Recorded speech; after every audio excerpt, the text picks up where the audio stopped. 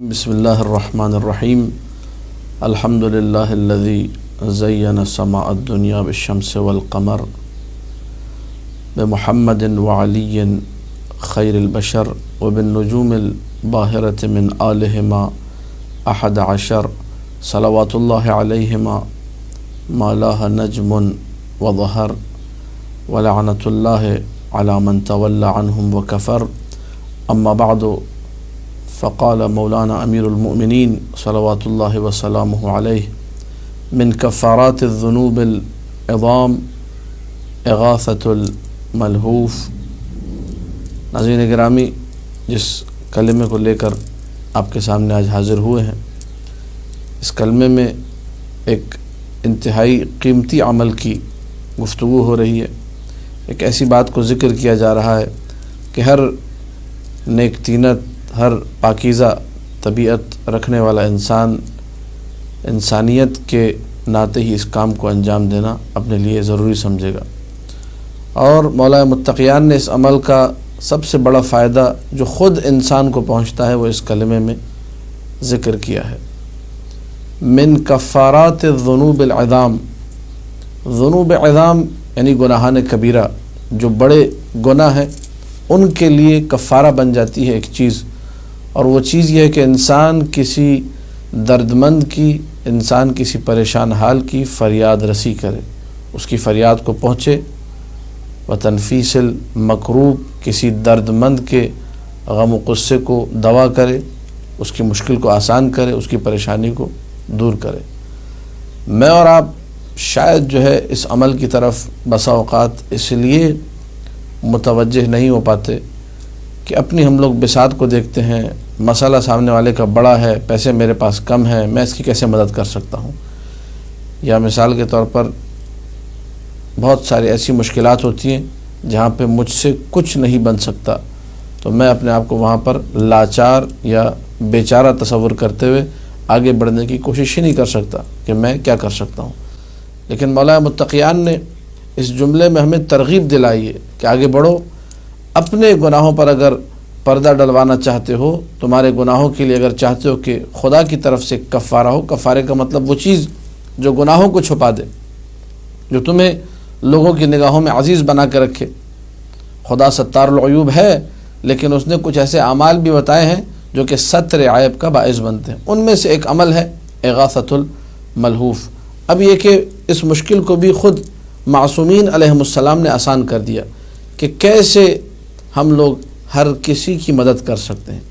اور یہ جملہ کائنات کے ہر فرد بشر کے لیے ہے۔ ہم میں سے ہر کوئی محتاج ہوتا ہے، ہم میں سے ہر کسی کو بسا اوقات ضرورت پڑتی ہے، ہم میں سے ہر ایک کبھی نہ کبھی مشکل میں پھنستا ہے۔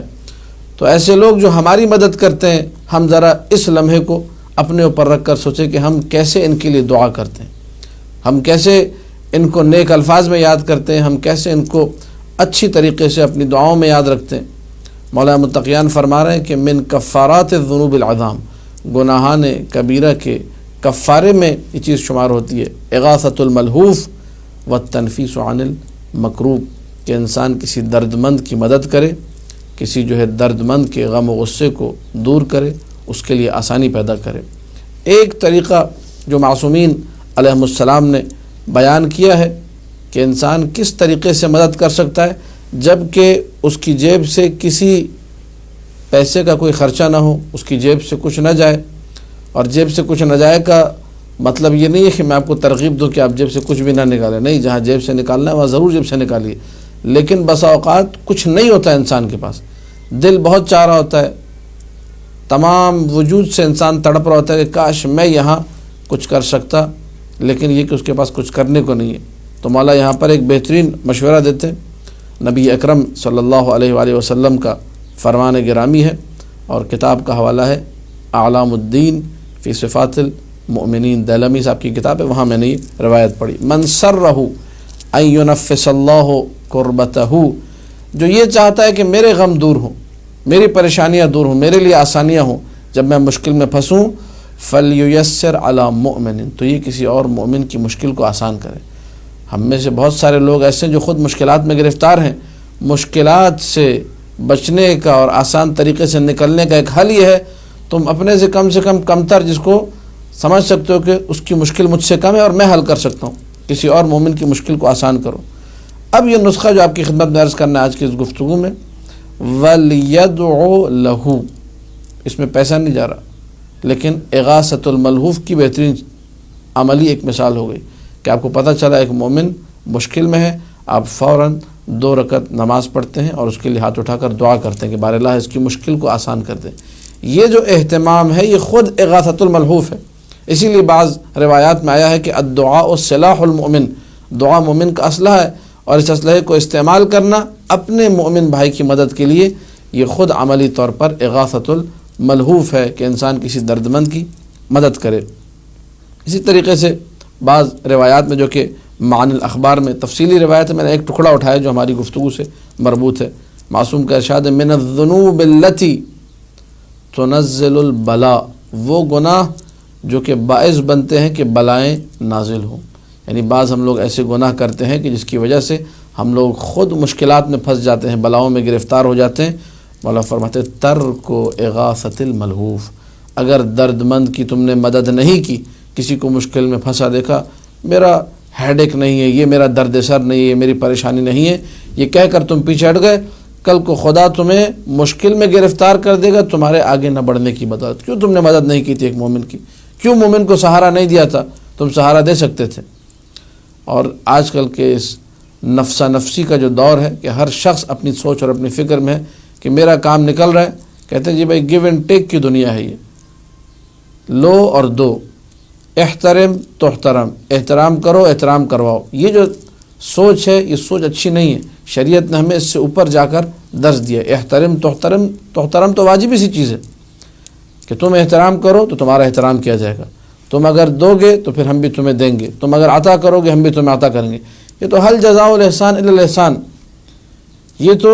انسانیت کا کمال نہیں ہے۔ کمال وہ ہوتا ہے جو آپ کی ذات سے مختص ہو، کمال انسانی وہ ہے جو آپ سے مختص ہو۔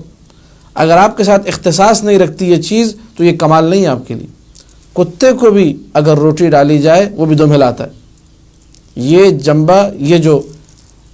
طبیعت ہے، یہ جو مزاج ہے کہ سامنے والا نیکی کرے تو تم نیکی کرو، یہ تو حیوانات کے اندر بھی موجود ہے، کمال انسانی نہیں ہے۔ کمال انسانی یہ ہے کہ انسان اس سوچ میں نہ رہے کہ میرے ساتھ نیکی ہوگی،